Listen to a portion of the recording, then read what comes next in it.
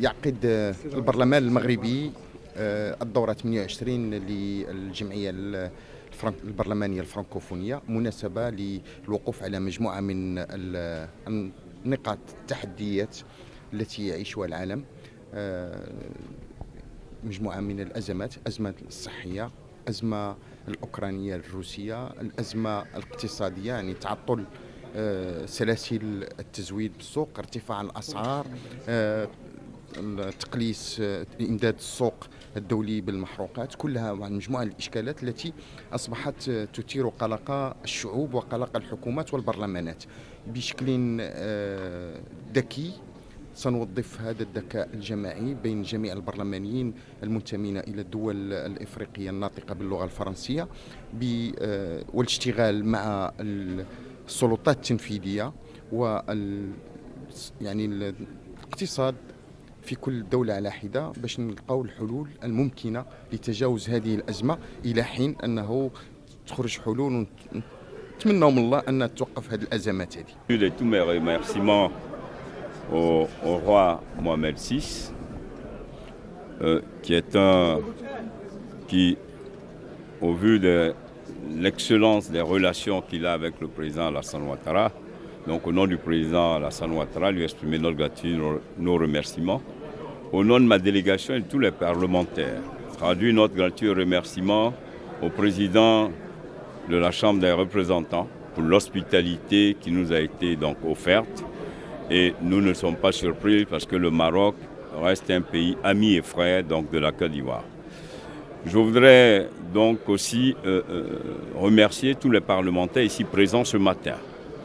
Et comme vous le savez, le monde entier traverse aujourd'hui des turbulences. La guerre russo-ukrainienne qui a entraîné l'inflation dans tous les pays du monde, la hausse des prix de l'énergie, des céréales, entraînant presque la famine à la porte de certains pays africains.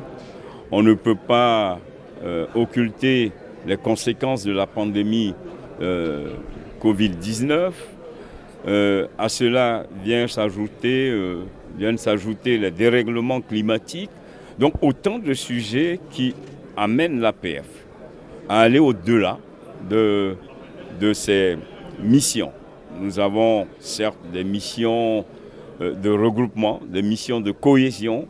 L'APF est caractérisée par le principe du compromis, de la recherche permanente de la solution, mais surtout du renforcement de la démocratie dans nos différents pays africains. Donc cette assemblée régionale doit aussi se pencher sur les différentes secouses qu'ont subi certains pays africains, remettant en cause les fondamentaux de la démocratie.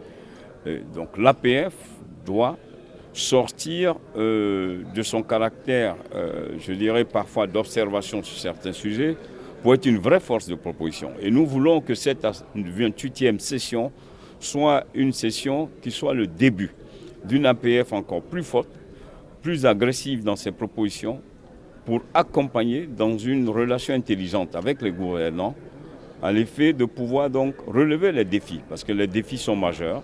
Je parlais tantôt des règlements climatiques, je parlais de la crise russo-ukrainienne.